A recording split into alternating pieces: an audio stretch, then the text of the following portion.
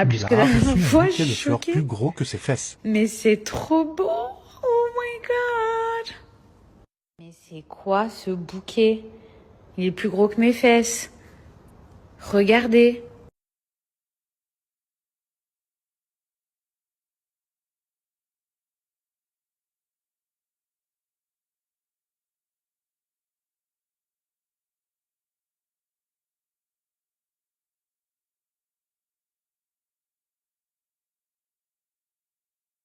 Maëve Un a peu dit plus qu'elle a des naturel. lèvres pulpeuses qui s'emballent ici. C'est vrai que mes lèvres, voilà, elles sont très très pulpeuses. Il y a de la masse. J'ai envie de les avoir plus fines. Ah d'ailleurs, dans la semaine, j'ai encore rendez-vous chez mon chirurgien pour ma cicatrice. Maëve Ma admet. cousine, tout le monde me dit la même chose. Ils me disent on t'a jamais vu comme ça. Et c'est vrai que moi, j'ai jamais été comme ça parce qu'en fait avant, j'étais genre une bad bitch. Je m'en foutais de tout. Mais je me suis jamais rendue malade par rapport à un homme. Mais il a dit que son mari est tout le temps avec elle. On entend rarement sa voix ou qu'on voit rarement son pied. Mon mari, il est tout le temps avec moi. Il est H24 avec moi. Et là, c'était notre dernière soirée ensemble, parce que pour ceux qui ne le savent pas, mon mari, il a d'autres enfants d'une union précédente. Et du coup, il est très présent pour eux, donc ils viennent régulièrement en vacances. Et là, les enfants vont arriver, du coup, pour les vacances scolaires. Donc voilà, mes petits chats, on a profité pour faire une petite soirée entre amoureux. Même si je vous le montre pas, ou même si on entend rarement sa voix, ou qu'on voit rarement son pied, mon mari... J'ai jamais dit fais cette épreuve pour ta fille. J'ai jamais dit un truc comme ça. La seule fois où j'ai mentionné sa fille, c'est j'ai dit je sais que ta fille te manque, mais essaye de continuer et d'aller au bout parce qu'on est trop fort et ce qu'on fait c'est chambé. Et Gab il était là. Comment on peut prendre ça comme un pic de dire je sais que ta fille te manque, je sais que c'est dur, mais viens on essaye d'aller le plus loin possible. Comment? Et c'est la seule fois où j'ai mentionné l'existence de sa fille. Parce que je sais que c'était dur pour elle là-bas, je sais que sa fille lui manquait, je sais que c'était dur pour elle. Et voilà, c'est tout. Et c'était par compassion. C'était pour être gentil. J'ai pas fait ça pour l'énerver. Comment j'aurais... Enfin, je veux dire, si je voulais l'énerver, j'aurais fait ça autrement. Et là, bon, voilà. Moi, ce que je pense, c'est que Mel, elle est pas bien dans cette aventure. Ok, je comprends, il y a pas de confort, c'est pas son truc, elle déteste, elle aime pas. Voilà. Je peux comprendre. Et du coup, il peut arriver que quand on n'est pas bien, on reporte ses frustrations et sa galère sur quelqu'un. À partir du moment où elle commence à s'énerver, je suis sur la terrasse avec Gab, je reste loin d'elle. Je sens bien que je l'énerve, je reste le plus loin d'elle possible. À quel moment j'ai essayé de l'emmerder? À quel moment j'ai essayé de la pourrir? Jamais. Et tous ces gens, ils l'ont vu. Mais ils sont tous là, en train de lui faire de la lèche. On est tous sur la même plage. J'ai jamais dit fais cette épreuve pour ta fille.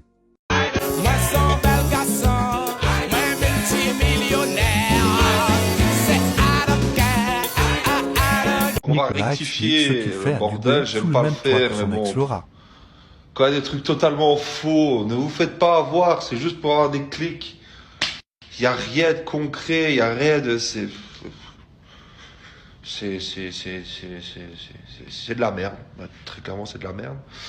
Alors, oui, je suis de retour à Dubaï. Regardez, dans mon appartement, qui est aussi l'appartement de Laura qu'on a pris tous les deux. Les loyers à Dubaï, c'est 1 an, donc il nous reste encore 6 mois. Je suis de retour ici pour voir mon enfant. Laura a ses choses à faire, j'ai les miennes de mon côté. Laura fait à manger pour le petit. Il y a une casserole qui est pleine. Elle me laisse un plat. On n'est pas en conflit. C'est pas la guerre. Je suis pas retranché dans un coin de la maison. Elle n'est pas en train de me jeter des tomates dessus. Tout va très très bien avec elle. Et on discute, et on papote, et on parle de notre fils. Oui, ne vous tenez pas encore que dans les jours à venir. Ce que Laura mange et le petit mange, je le mange aussi. Voilà, parce que je reste le papa du petit, ça se passe très bien avec Laura. Donc quand elle fait à manger, elle fait aussi à manger pour moi. Voilà, il n'y a pas de... Tout va très très bien, dans le meilleur des mondes. Vous savez, quand il y a une séparation, il peut y avoir aussi du respect. Il peut y avoir aussi du respect, de la bonne entente, et tout ça pour l'avenir de notre fils. Quand il y a une séparation, c'est pas la déchirure, la fin du monde, les pleurs, la colère. Non, il n'y a pas eu ça chez nous. Je vous rassure, il n'y a pas eu ça chez nous. Tout va très très bien. Voilà. C'était juste pour remettre l'église. Donc les filles, je vous montre mon ventre. Bon, j'ai beaucoup perdu du poids, comme vous pouvez le voir. Mon ventre, ben voilà. Avant, il était beaucoup plus rentré, mais je me dis, vas-y, ça fait 10 jours que j'ai accouché, 11 jours. Là, j'ai toujours le trait. Donc ça, bah, vous m'avez dit que c'est pas prêt de partir. De côté, voilà. Bon, c'est pas... voilà, mais ici, on commence un peu à revoir. Après, j'espère qu'il sera vraiment comme ça. En fait, la peau de mon ventre, genre, c'est plus du tout comme avant. Après, je suis pas en train de me plaindre. Je viens d'accoucher, donc c'est logique. Mais vous voyez, avant, je pouvais pas attraper la peau de mon ventre. Mais réel, genre, je pouvais pas l'attraper. Là, genre, c'est tout mou, vous voyez, j'aime pas ce mot, mais c'est flasque. Mais après, je me dis, franchement, ça pourrait être bien pire. Parce que de base, on m'a dit, oui, ça va mettre 2 mois. Moi, tous les jours, je vois mon ventre. Tous les jours, je le vois se rétrécir. Après, c'est plus au niveau de la texture, si je peux dire. Mais bon, franchement, je m'estime chanceuse pour une meuf qui vient d'accoucher il y a 11 jours. La vérité, mon ventre, voilà. Après, il y a des filles qui m'ont dit, oui, mais un corset et tout. Mais franchement, tant que mes organes ne sont pas redescendus, je préfère pas trop jouer avec ça. Et je me dis, je récupère quand même très bien, donc je vais attendre. Mais voilà, patience, patience, patience. Tout le monde, j'espère que vous allez bien. Désolée, faites pas du tout attention à ma tête, je suis malade, donc en plus je suis livide, j'ai les cheveux gras, y'a rien qui va. Alors je commence cette journée, je vais vous faire une story explicative sur pourquoi j'ai pété un câble contre mon binôme dans les apprentis aventuriers. En fait, il faut savoir que quand on est parti sur le bateau qui nous a ramené à l'épreuve, on est resté hyper longtemps sur ce bateau. On a genre attendu, je pense, 45 minutes, 1 heure, c'était l'enfer. Il y avait évidemment pas de micro et pas de caméra. C'est vrai qu'une fois sur ce bateau, moi je me suis installée à côté de Cassandra et au bout d'un petit moment, j'ai bougé vers mon binôme pour lui dire qu'en fait je souffrais de la situation, qu'il fallait que je rentre chez moi, que c'était très dur pour moi, que d'être maman ça changeait tout et qu'il fallait que je rentre chez moi. Sachant que lui et moi au début d'aventure, on s'était mis en accord. Il m'avait dit, t'inquiète, moi Mel, j'en ai rien à faire d'être ici, cette aventure je m'en fous complet, donc si tu veux partir, vraiment je te suis. Je me suis dit, ouais, il est trop bienveillant, franchement ça me fait plaisir, il a vraiment évolué. Et il m'a dit la seule condition, c'est qu'il faut qu'on soit quitte, donc il faut que tu sonnes la cloche. En gros, pour le téléspectateur, il fallait que lui il ait gain de cause il y a 7 ans et que cette fois-ci ce soit moi qui prenne un peu les foudres du truc dans la tronche. Donc bref, là quand on parle de ça, je me suis dit bon finalement il a peut-être pas tant changé que ça. Peu importe. Donc après sur le bateau, Fred elle entend notre conversation. Le bateau c'est une petite barque. Hein. Fred entend notre conversation, elle commence à me dire oui mais Belle, tu fais ça pour ta fille et tout, tu verras. Moi j'ai des enfants, ils sont super fiers de moi, etc. Et là en vrai c'est vrai que je suis quelqu'un, je parle pas du tout de ma fille. Là, je dis à Fred et je m'effondre et je dis s'il vous plaît ne parlez pas de ma fille, ne parlez pas de ma fille. Et c'est vrai que je suis vraiment hyper triste, c'est très dur pour un peu toutes les mamans de faire cette aventure, de pas avoir de nouvelles de leurs enfants alors que d'habitude on a des nouvelles quand même tous les jours. Mon binôme réenchérit en me disant non mais vas-y ta fille nanana, mais pas méchamment par contre, pas méchamment du tout. Et là je lui dis vas-y s'il te plaît ne parle pas de ma fille, puis surtout pas toi qui a déjà été raconté que t'étais soi-disant le père de ma fille et tout ce que t'as pu raconter comme quoi j'avais trompé son père et tout avec toi, enfin bref des dingueries, ne parle surtout pas de ma famille, toi surtout tu te tais en fait. Donc je pète un câble, je leur dis de pas parler de ma fille, je veux que personne parle de ma fille ici. Tout le monde comprend très bien. Et voilà. Et en fait, fin d'épreuve, il fait quoi? Il me dit pense à ta fille. Il savait très bien que j'allais péter un câble quand il allait me dire ça. Il savait très bien, vu que 45 minutes avant, on était sur le bateau et qu'il y a eu cette embrouille sans micro, sans caméra, il savait très bien que j'allais dégoupiller parce que je suis extrêmement entière et que je ne vais pas faire semblant d'être une telle ou une telle personne, j'en ai rien à faire. J'ai dégoupillé et lui, pardon, c'était juste bienveillant, mais tu racontes pas ce qui s'est passé juste avant sur le bateau et que j'ai déjà demandé en plus gentiment et en étant énervé de pas parler de ma fille en fait. Surtout toi en fait, qui se permet de raconter des dingueries sur ma famille. Bref, et pour le reste, oui, c'est vrai, j'avoue que pendant cette épreuve, je voulais partir. Je voulais partir et qu'en plus de ça, quand c'était la fin de l'épreuve, je me suis rendu compte qu'en plus de ça, on gagnait. On éliminait les roses. Que lui, il pleure. Donc en fait, quand il pleure, je comprends en fait que le mec, toutes ces années où il a craché sur ma tête gratuitement, craché sur le père de ma fille et dit des dingueries sur ma famille, en fait, c'est juste parce qu'il a un goût d'inachevé, le mec, et qu'il se remettra jamais du fait que je l'étège. Voilà. Donc là, je me suis vraiment dit, en fait, c'est un malade mental. Et droit derrière, il enchaîne avec ma fille. Je me suis dit, ah ouais, alors là, c'est terminé. Écoute-moi bien, mon pote, c'est la guerre. Il avait une chance de se racheter. Mais il fait les mêmes fourberies qu'à l'époque. Vous inquiétez pas. C'est pas les seules fourberies. Hello tout le monde, j'espère que vous êtes... Je déteste faire ça, je déteste me mêler des histoires, je déteste exposer des histoires sur les réseaux, etc. Moi, j'ai pas besoin de prouver quoi que ce soit sur les réseaux, tout se passe en interne, je suis là pour les personnes en interne, je suis là pour mes amis comme mes amis sont là pour moi. Amis, les vrais amis que j'ai, parce que dans ce milieu-là, croyez-moi, on n'a pas que des vrais amis. Mais là, c'est en train de prendre des proportions, c'est en train de me gonfler, et de voir mon ami comme ça franchement, c'est pas possible pour moi. Je pense que, ça vous regarde pas, mais je vais quand même le préciser, j'ai quand même parlé avec Bastos en privé suite à tout l'acharnement que j'ai eu au début des apprentis concernant les histoires avec Joe et Luana.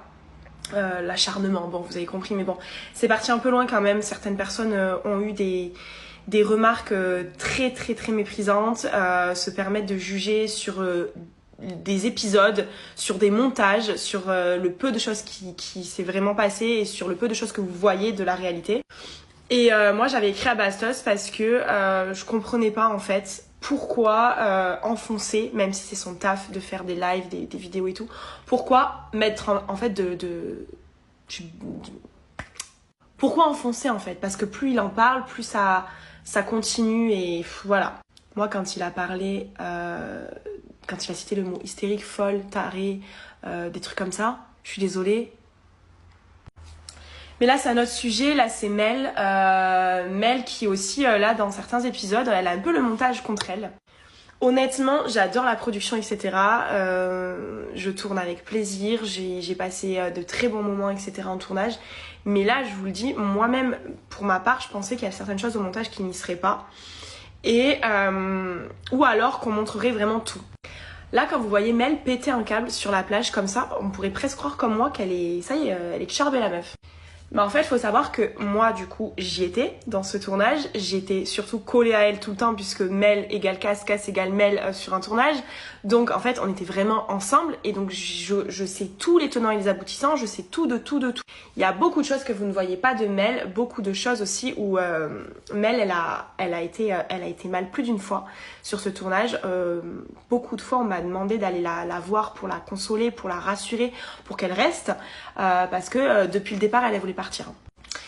Et il s'avère que quand on part en duel, dans la barque là, on prend une petite barque pour aller au duel, elle était à côté de moi et elle était vraiment, mais vraiment pas bien. Et moi, pour la petite info, elle m'avait dit que elle allait tout faire pour perdre en fait, qu'elle allait pas se donner, que elle voulait rentrer. Elle n'en pouvait plus de ce tournage. Elle en pouvait plus des conditions, etc. Parce que c'est vrai qu'on avait pas un temps incroyable, il pleuvait et tout, mais elle en pouvait plus de son binôme. C'est quand même un binôme, tu te retrouves avec ton ex, 7 ans après, avec qui il y a eu quand même pas mal d'histoires, etc. Enfin, c'est pas évident non plus, loin de sa fille. Donc voilà, moi, sa fille, elle en parlait pas, mais moi, je savais très bien, parce que on se parlait, Mel et moi. Et donc, elle va le voir dans la barque et elle lui fait comprendre que elle veut se tailler, en fait. Que si le duel, là, il le gagne, alors qu'elle voulait pas le gagner, il fallait qu'il se taille. Elle fait comprendre à son binôme qu'elle est en souffrance sur le tournage, que ça va plus. Et surtout, elle dit à tout le monde, parce qu'à ce moment-là, il y a Fred qui parle de sa fille. Oui, rends fière ta fille. Elle dit, ne me parlez pas de ma fille. Elle nous l'a déjà dit à plusieurs reprises. Je crois que je suis la seule personne avec qui elle en parlait. C'est tout.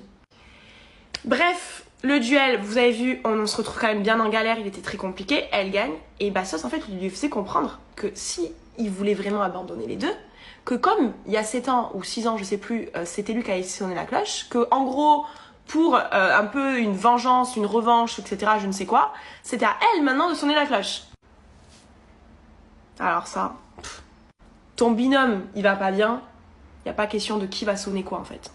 Bref, ça, peu importe. En soi, Il y a ça, mais il y a aussi la fois où après ça, elle s'énerve sur la plage quand il dit ta fille. Elle lui avait dit de pas parler de sa fille. Donc il est prévenu en off, hors caméra, il est prévenu, il le sait, il connaît Mel, il en parle quand même.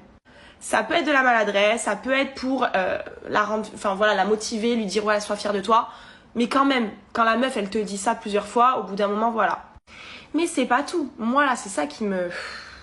C'est que vous voyez un Bassos qui s'effondre en larmes. Moi, j'étais hyper touchée de le voir comme ça. Et donc, du coup, je comprends pas, on me demande qu'est-ce qu'il y a. Enfin, t'as gagné, pourquoi tu pleures, en fait? Et ça a été coupé au montage. On dirait juste que le mec, il relâche la pression de l'épreuve, en fait. Pas du tout. Il y a peut-être de ça, mais il y a surtout que Bassos, il sort une phrase qui a été coupée. Il dit qu'en gros, ça lui refait quelque chose, que 6 ans après, il se retrouve sur la même plage à se rebattre de nouveau en duo avec Mel. Parce qu'on était en alliance, on se battait à 4, du coup, dans les épreuves. Mais que là, pour la première fois depuis donc longtemps, parce qu'on a commencé à 4, il se retrouvait de nouveau seul avec Mel. Et que ça lui rappelait plein de souvenirs. Et que c'est pour ça que, voilà, les larmes lui montaient. Voilà. Donc, quand ton ex, il te sort ça quand même sur la plage, tu te dis, oula, pourquoi 6 ans après, le mec, il sort cette phrase comme ça? Là, je sais très bien que Bassos, il va voir cette vidéo, il va faire un live et il va me tailler de tous les côtés. Et il va revenir sur ce que je viens de dire, et il va s'expliquer, et peut-être que je vais reprendre cher. Mais en soi, j'ai l'habitude, parce que sous chacun de ses lives, et j'en ai parlé avec lui, il s'est excusé, je tiens à le préciser, mais je lui ai dit que c'était vraiment pas bien ce qu'il faisait et que je commençais vraiment à en avoir marre. Parce que il y a ce que je peux être en tournage quand je suis avec un ex ou quoi, ok, que je peux paraître totalement folle, mais vous avez comme là pour cette histoire, pas tous les tenants et les aboutissants, pas tout ce qui s'est passé. Encore une fois, moi sur le tournage, je me retrouve avec un ex qui m'a trompé de tous les côtés, d'accord, qui m'a menti, qui m'a largué par téléphone comme une vieille chaussette, voilà, après 1 an et demi de relation alors qu'on allait habiter ensemble, qui m'a fait vraiment beaucoup de mal, avec qui ça allait mieux après les 50, mais qui finalement, moi, me faisait des reproches, mais se mettait en couple à travers des lives TikTok, et qui se remet en couple sur une plage. Bon, ils étaient ensemble, mais il officialise sur une plage devant moi et il ne me calculait pas à part en épreuve. Il avait trop besoin de sa Cassandra et vraiment, je vous jure, c'était difficile à vivre. Donc oui, on paraît folle, mais n'oubliez pas que on dort pas ou peu, on mange très peu, on n'a pas notre le cerveau ne fonctionne pas de la même manière, on est quand même sans hygiène, dans des conditions assez compliquées, c'est de la survie pas poussée extrême, mais quand même. Donc faut remettre aussi un petit peu tous les facteurs autour, etc. Et aussi savoir qu'il y a un passé derrière. D'accord? Il y a un gros passé. Moi, Giovanni, il y avait un vrai passé. Il y a eu des vraies paroles qui ont été coupées, qu'il a dites aussi. Et il est bien content que ça soit coupé. Et comme moi, il y a des choses qui ont été coupées. Mais moi, le tournage, le montage, en tout cas, il est plus contre moi. Tout comme il est plus contre Mel. Et ça, c'est dommage parce que vraiment, pour le coup, on se donne vraiment dans ces émissions. On donne tout ce qu'on a parce qu'on est entière. Donc, on vit avec nos émotions. On est trop entière pour réfléchir à quoi que ce soit. Et on se donne tellement qu'on est fatigué psychologiquement. Je vous jure, c'est chaud. Mais de voir le montage comme ça, de voir les garçons être trop contents et dire « Mais regardez la télé, vous voyez bien ce que je vous avais dit? Ce sont des folles, des tarés. » Bah oui, c'est sûr. Ah oui, quand on regarde ça, moi-même, je dis « Ah ouais, c'est chaud. » C'est pas ça la réalité. Et eux-mêmes savent. C'est difficile du coup de pouvoir se justifier et dire quoi que ce soit. C'est pour ça qu'on dit jamais rien. En plus, moi, je suis pas quelqu'un qui parle. Mais là, pour moi, il était nécessaire de parler. Voilà, après je sais qu'il y a plein de personnes qui ne sont pas bêtes, qui comprennent chaque fois qu'on explique ou quoi, qui sont derrière nous à fond. Moi je suis pas là pour jeter la pierre à qui que ce soit, je respecte tout le monde. Je pense sérieusement que faudrait juste arrêter de critiquer des personnes sans cesse ou de pointer du doigt les mêmes personnes ou de toujours être en boucle sur elle est folle, elle est ci, elle est ça. Alors que quand on se regarde dans un miroir, on n'est pas tout blanc et comme ça au moins tout le monde se portera mieux. Je pense qu'il y a d'autres sujets à parler dans la vie de tous les jours que toujours les mêmes. Je déteste faire ça,